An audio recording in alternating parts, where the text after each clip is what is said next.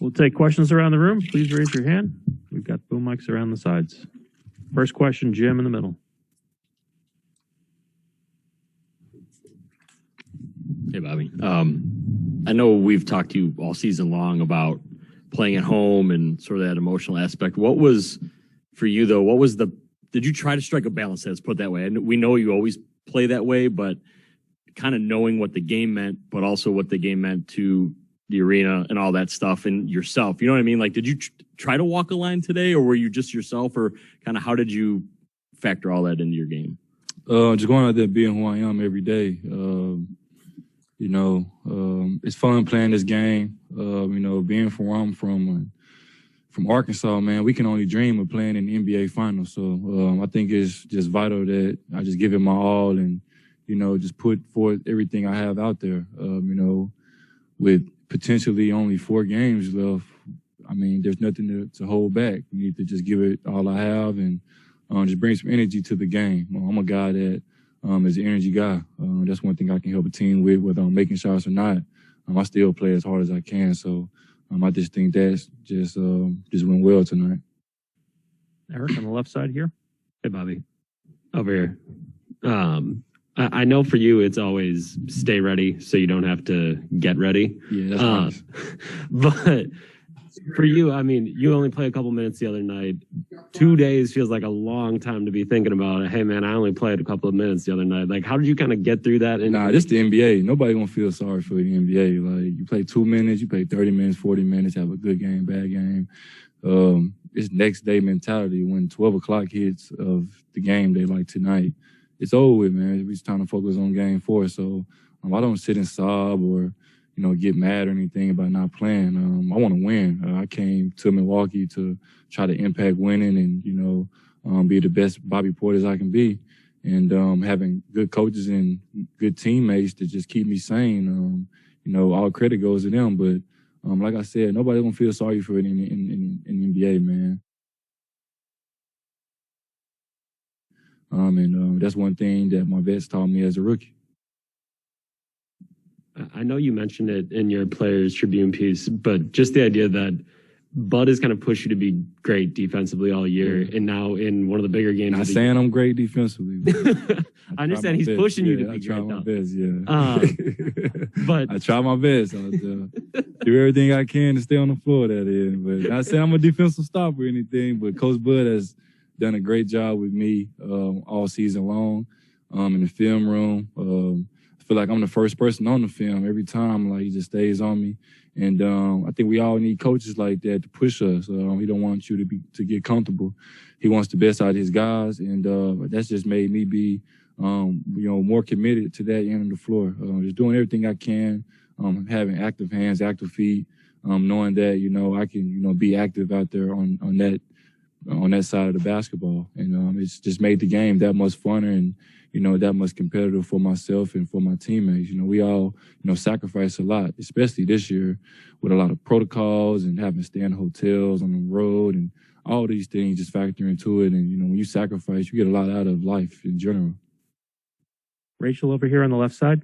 Just to follow up, Bobby, on the defensive angle of it,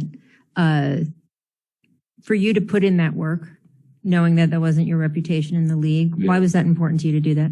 When you want to win and when you want to impact winning, you kind of have to sacrifice and do things out of the ordinary that you're not used to.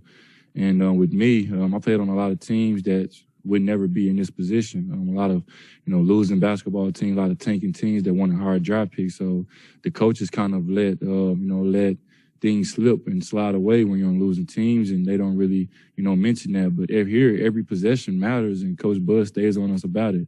Taking care of the basketball, rotating on defense, low man being there, top man Xing out, and just all being connected on the floor, talking and communicating. And all those things just helped me just be a better basketball player. And I credit him and his staff for that. They really locked in with me the first couple months of the season, just on me, just every day about defense. Some days I was like, damn, like I can't do nothing right, this and that, but just staying with it and, just being myself and just staying down and trusting in these guys has helped me get to this. Has helped me get to this point. We'll go to Casey Johnson on Zoom. KC, what's up, baby? What's up, Bobby? Hope you're good, man. Hey, you mentioned growing up in Arkansas, kind of dreaming of being on this stage. Knowing that, what was that moment like when the crowd's chanting your name tonight in an NBA Finals game? It's crazy, man. They've been doing it throughout the entire playoffs and stuff. So, it kind of fires me up a lot and fires my teammates up too. It's just having that home court advantage in the league is big, man. You want to protect home court. On the road, you always want to just try to get one and steal one, but at home, you always want to just win all your home games. And I think we've done a good job of that. Just having these guys here that really believe in us and trust in us, and having 20, 30, 40,000 fans outside just going crazy and having 17,000 inside. It's just a great time to be a Buck right now, and it's a great time for the city of Milwaukee. It's real diverse out there. See a lot of people just mingling and, being together. So I think just us winning and impacting the city has just brought the city together. And a quick follow-up, you mentioned the vets that helped you learn that next day mentality as a rook. Who do you want to shout out specifically? All those guys, man. Taj Gibson, he was a big, opponent of that. Joe Kim was too, Jimmy, D Rose, Aaron Brooks, all those guys. They all stayed on me a lot and just told me to always just stay ready. Kurt Heinrich as well, just always just stay ready, knowing that, you want to have your moment, but, just keep working on your game, just staying in shape.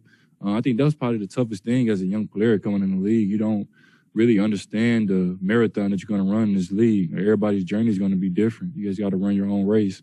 And I just had to, figure that out at an early age. And once I figured that out, I was just, content and, at peace with myself. Thanks, Bobby. No problem. You good? Question from Davide. Hey, Bobby, congrats for the game. When Giannis has a game like this in which he dominates, but he also involves his teammates, Yep. How much is important for you guys? It's very important. Obviously, Giannis can go out there and score 40 points all the time. But when everyone else is involved, it kind of unlocks him a lot more, and it kind of creates him, mismatches and one-on-one a lot more. The guys can't really dig in and, ODB over the top and try to X out, backside and do things like that. So when guys is making shots, it just makes it tough on the opposing team because now he's really just playing one-on-one and, good luck with that. For real. Greek freak. We'll go Lori and then Vince. Last two questions. Bobby, Giannis's performance puts him in the leagues of Jordan and LeBron and Shaq and stuff like that. When I think of those three guys, I don't necessarily think of humble. I think of like born leaders, supremely confident. But when Giannis gets up here and talks, he talks about how what you did allowed him to make a return with his knee. Yeah. He talks about being in the moment. Like 30 years from now, when you think about this, I know you have more to do. 30 years? Well, but you're going to remember some really key things. I'm so. 56. Right. What I ain't will trying you to think about 56. I ain't gonna lie. I know. Yeah. I'm just saying, hey, I'm I'm just- 26. Damn. What Trying to put 30 on me already? what stories will you tell about Giannis the teammate, Giannis the leader, Giannis the comeback guy? Oh, man. Right? Giannis is a great guy.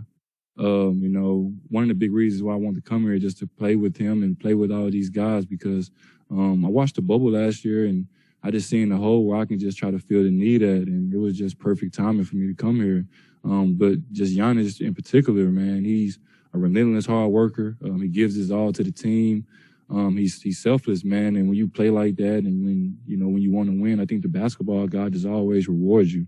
He never cheats the game. He stays in the gym. He lifts weights hard every day. Don't know how you do that and go out there and play, but he lifts weights hard every day. He gets his reps in and, he stays down. And it's just like when you're humble and hungry like that, it just always just comes back to you. And for a guy to hyperextend his knee less than 2 weeks ago and to come back and do the things that he's doing, man, I just think that just speaks for itself, man. And he's just a great guy overall. Love being his teammate. Love being out there with him and competing. Vince, last one in the middle. Hey, Bobby, in Atlanta after Game 4, you guys were pretty somber. Nobody knew exactly what the extent of Giannis's injury was, but the mood was pretty down. Yeah. When you compare that night to tonight, just describe the difference in just the team's morale. I don't even know how he's out there doing it, man. It's just, most of the time when guys do that, they come back and ease into it, or they come back and kind of timid or whatnot, he's still going out there just playing the same way like he never even did it. So I just think whoever gave him the nickname the Greek Freak did a great job of that. For real, it's different out there, like how he's playing on it and doing all these different things and just being himself, man. I'm just saying, like, that's just rare. That's really special of him to, put his body on the line for the team and just go out there and do the things he's doing, man. It's fun playing with him, but he's an even better person off the court, always smiling, laughing, and playing. And it's a joy being around him every day. Thank you, Bobby. Thank you, guys. Good night.